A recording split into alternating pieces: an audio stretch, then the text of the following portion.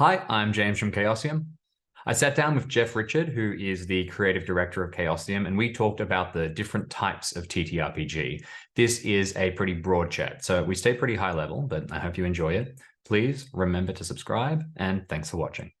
Well, okay. So let me back a little bit here and move backwards. And TTR, what is a TTRPG? Ultimately, is any sort of group activity where you've got a group of people. They are role playing roles, usually with some amount of mechanics, and that the idea is that they are doing an improvised role that can go in various directions at the will of the players or of the group as a whole. I mean, I'm trying to make it about as broad of a definition as possible. A TTRPG is not a board game. A TTRPG is not a video game. A TTRPG is not um, impromptu theater, but it's probably in some ways it's kind of close to that. And it's not something that is like a pure miniatures war game. And everything else, in that middle space there, it can have elements of one or of the other. It can have elements of a board game. It can have elements of a video game. But in that space where it is not clearly one of those things, that's the nebulous space of RPG games. And then we can cut that up in a million different categories if we want. We can say, hey, there's games where it's based on an attritional resource system. So you got these pools of hit points that you slowly lose down, or of magic items, or of mana, or whatever the heck you're wanting to track. And that's how we create suspense. We can have games that have where we track nothing. You just play it with you flip coins. Prince Valiant is a good example of that. I know that in the late 90s, 2000s, that there was Ron Edwards came up with the very popular Big Theory. I think it was called the Big Theory. Was it called the Big Theory, Jamie? That's the simulationist. Simulationist, narrativist, gamist. I personally don't think that's a very useful model. And so I don't tend to use that very much. I tend to look at what are the mechanics of that game, and how are the mechanics trying to create suspense or tension or encourage interaction with the setting. And so you can have, and I find that more useful for me, but again, that's just for me. When we talk about music, for example, we can cast a very, very wide net, and we can talk very, very generally about all forms of sound, really. But then we can also talk about the music industry, and we can make sort of a lot of really specific statements and really specific analysis that surround music as a business and music as we understand it from like a very structured perspective. What is an RPG within the structure of the RPG industry? What is a traditional TTRPG? Well, I mean, the RPG industry itself is it's pretty, in terms of the physical components of the product, the product, they're pretty similar. What they are is they sell books where within these books, those books provide the mechanics and the setting and the adversaries for you to be able to do your improvised role playing. Right. So we get the market leader, which is Dungeons and Dragons. Where you go and you get a Dungeons and Dragons book. You start with a player's book. Hey, this is the core rules by which we play, and this is how I make my character that I am going to play. And here's some core mechanics in it. And then maybe you get some adventures or scenarios, and all what those are is, these are guidelines for a GM to run, to get the players active. It's the same thing with Call of Cthulhu, actually. You start with a keeper's book, or the starter set, and that provides some core roles, and then you get some scenarios. RuneQuest the same. All of our, at a certain a certain point, all of the major RPG publishers' product, when we think about them as physical items, they're all pretty similar. They come in book form. Sometimes they come in, we try to put them onto electronic form, but that's a transliteration from the book onto electronic.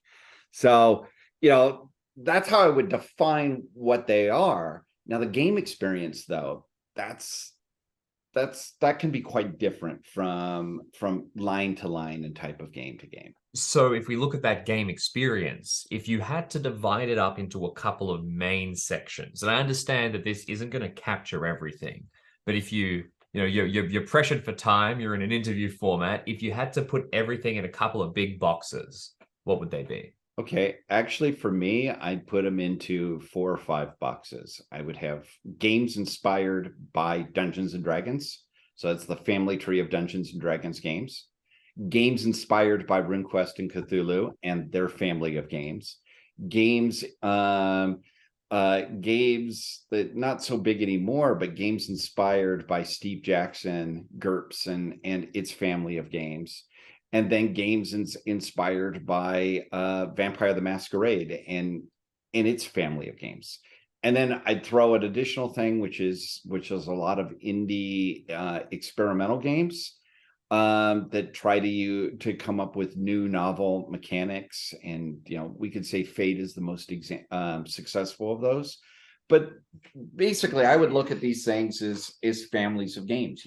You buy a D&D game, a game that comes out of it, and there's going to be, I'm not saying that they're all the same, but there's a lot of similar features that runs through it, even from edition to edition, certainly from scenario to scenario.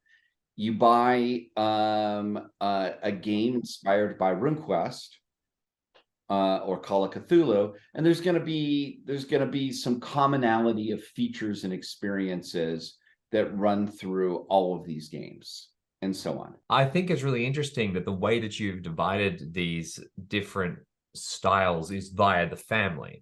We talked about the sort of simulationist, narrativist, gamist setup before. Why do you think that the inheritor or the sort of original inspiration for these games is more important than maybe what their gameplay feels like, or even what they focus on in terms of fantasy or sci-fi or something like that? Well, I mean, it could just mean that I'm not as abstract a thinker as Ron is, and don't have the same impulse to try to create abstract categories that apply to everything. But I think in reality, for me, it really comes down to there are only so many role-playing games that have had that big of a market influence, and you can look at, well, what type of gameplay is this coming out of? And it's not coming out of gamist or narrativist or simulationist. They're coming out of, what am I as a game designer familiar with? And I might be familiar with an awful lot of things, so I'm able to move stuff around and experiment a lot. But usually it comes out of a familiarity with a particular approach or a particular system. And you end up with, oh, I'm familiar, this is something that I'm good at dealing with, so now I'm going to make my game around this. I'd like to name a couple of families of games, really, or big titles, and I'd love you to sort of talk about where you think they fit in those broad boxes. And now I know that we, as I said at the start, I didn't get you to make an all-encompassing thing. So some of these might not fit, but I'd love to hear like the inspirations or where you see the inheritance from some other big game lines. Does that work? Sure. Excellent. So let's start with the Modifius sort of family of games. They've got their 2D20 system. They're applying it to a lot of different IPs. Do you see this as sort of its own setup, or does it have a strong tie to one of these other families? It certainly is attempting to be its own thing. So the 2D20 system comes out of it. It was a really cool indie game that Michal Cross wrote, where you were trapped in space. I can't remember the title of it, but to me, it kind of was like role playing Major Tom, which is awesome. And it got used. Additionally, Modifius did with Achtung Cthulhu. They used the Call of Cthulhu system because it was a Call of Cthulhu game. And then but I think they first applied it to Conan. I'm sure Chris or Jason are perfectly able to correct me on this. So that I'd say 2D20 kind of comes out of that indie experimentation with let's create a mechanic. It usually gets used ability and skill oriented, and I tend to think that most rule systems that are strongly around enumerated skills as driving things probably come out with a heavy Call of Cthulhu or RuneQuest influence. But yeah, let's say that 2D20 is its sui generis thing.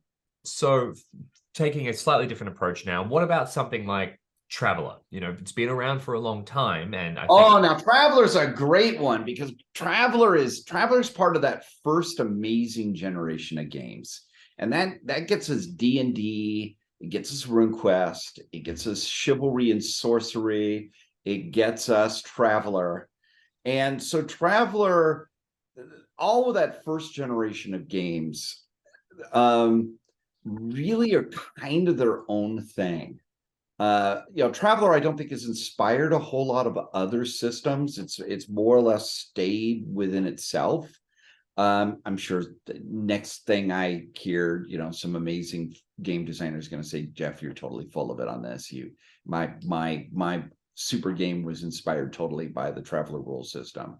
But I know Traveller impacted, it had an influence on us. The life path part in the early edition of Traveller had a big impact on Pendragon, right? The family background of Pendragon, which then in turn fed into the current edition of RuneQuest. So,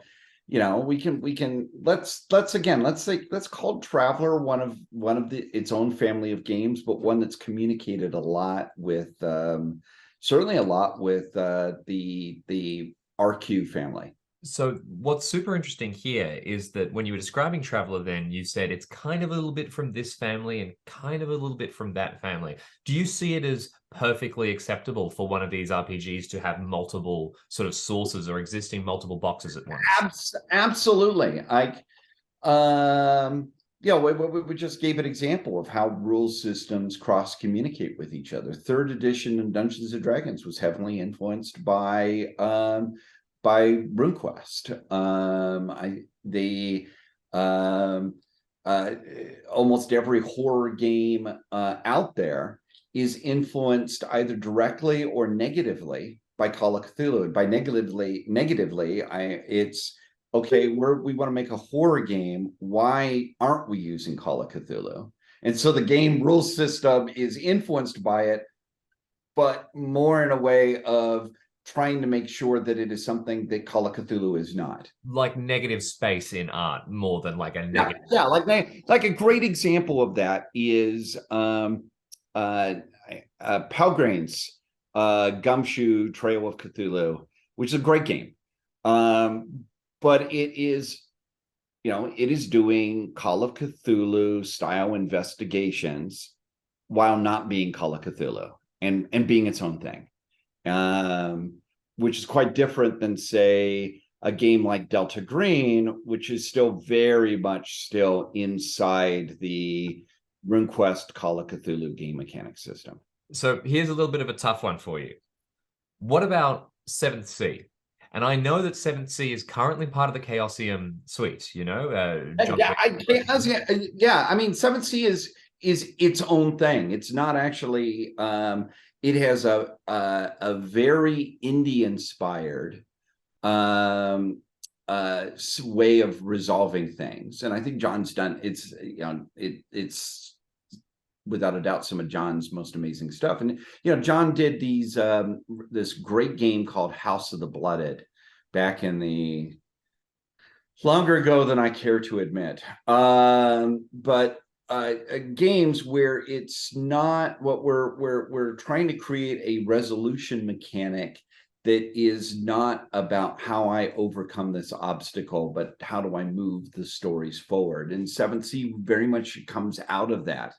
And but it's much more out of that indie game design universe, which I think I called the 5th category, didn't I? The lump and dump for.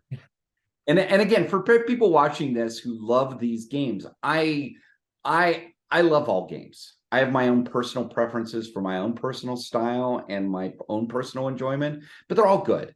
As long as you're playing a role-playing game and enjoying yourself, then you're doing it right. So one of the things that I've always found when I'm reading kind of the philosophy of TTRPG design, which is something you and I discussed a little bit, I find that discussions like this sort of narrativist, gamist, simulationist relationship, or even the player types relationship, they often become outdated and they get replaced or updated, or they just fall by the wayside if they're not particularly suitable.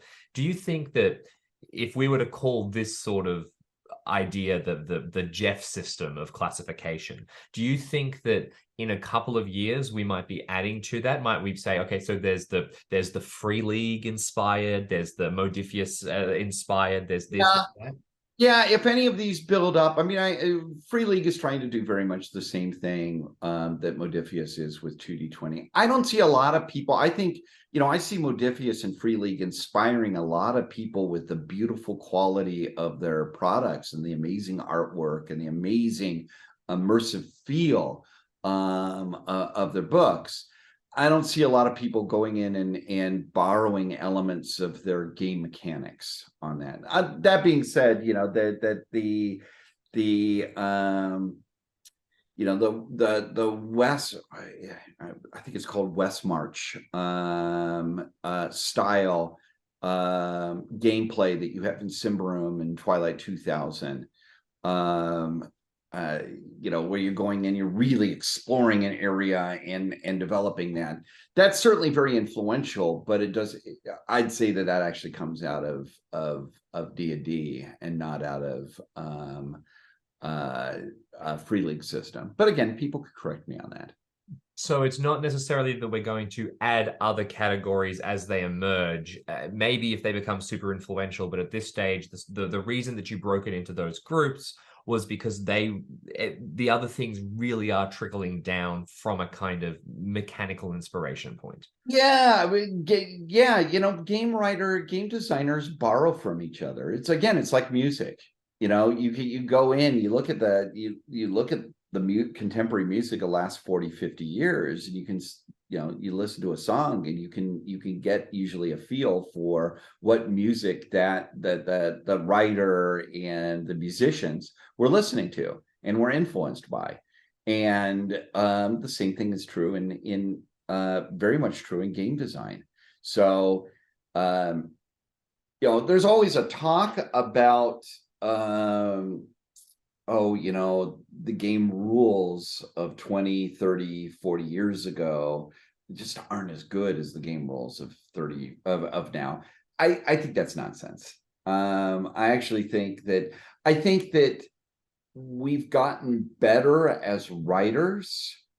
You had that first generation of amazing people, including Greg Stafford and Gary Gygax, Dave Arneson, Mark Millar, and company. They were writing often in their 20s and 30s and basically coming up with the framework of this. So in a lot of cases, as writers, they improved through their life, and so what they wrote often got better as they developed skill and confidence. But I look at the gameplay in first edition D&D, or what we call the second edition of RuneQuest, or early Call of Cthulhu, and the that the modern versions of the game are not, in my opinion, objectively superior as a game. So I think that the current version of RuneQuest and current version of Call of Cthulhu have more tools for players and game masters to work around with. I think the current version of RuneQuest does a much better job interacting with the setting than the second edition of RuneQuest, for example. But I don't view that as an evolutionary process so much as, if I'm working on something for a long time, there are ways for me to improve my original work. You know, it's like how some musicians couldn't help but continually tinker with the mixing and the sound processing of what they did, you know, 40, 50 years before. I like that analogy, and I think there's been a great conversation. To finish things off, I'm going to come back to music a little bit, and I want to say, Jamie, I have to say, I'm going to interrupt you on this. It's one of the things I find really fascinating here is that there are some good analogies with music and role-playing games, and you know, how things get put together. If you think about your average pop band, right? You've got a manager. Think of the manager as kind of the GM, the manager or the producer, right? You know, was Brian Eno was the great game master for God knows how many rock bands, right? And then you get, you know, you have a group of people, and they're each coming in with their different sound or their different idea and collaborating. And what you end up with is you end up with a cool song, and that's, in many ways, it's the closest analogy to how a role-playing game works. And so I'm very entertained by that. I really like that. And my last question would be, in the same way that sometimes in these musical, you know, collectives, I suppose, you get these really interesting people who stand aside, who are not necessarily pariahs, but they are their own identity. They're not necessarily inspiring other people because they're so unique. I would like to close things off by saying, is there a TTRPG that you would say just does not fit in any of those boxes? Well, the thing is that there are TTRPGs that, in my opinion, were these amazing sui generis one-hit wonders, but they all ended up, if they were good, they all ended up influencing you know, other game designers. So like Bushido is one of the greatest RPGs of all time. And you know, it came out, I think there was a second edition made at some point. I think it's still available on drive-through. Amazing game, had its own rule system, its own thing. Everything was self-contained. That never became its own family of games, but it massively influenced many game designers. And actually, some of the writers from Bushido were involved in creating Land of the Ninja for RQ3, which then fed back into the Chaosium family of games. But you know, and then you get the occasional games that are the equivalent of the oh gosh, what is that band from the 70s that it was three girls, none of them knew how to play their instruments. They had their dad was their manager, and they created basically totally outsider music. In the comments, somebody on the comments, when you're watching this, put this in. Yeah, I was going to say somebody like Bjork, but not for that analogy. No. I'm talking outsider music. And there have been games that have come out where it's an RPG. Somebody had an idea on their own and were utterly uninfluenced by D&D, by the RuneQuest family, by everything. I can't think of one that was very good though. And you know, those usually get called heartbreaker games, where it's basically, you know, I'm doing this. I think we all I think every game designer, everybody ended up becoming a game designer, did something like this when they were 13, 14 years old. fortunately, very few of us had the resources to publish our output at 13, 14 years old.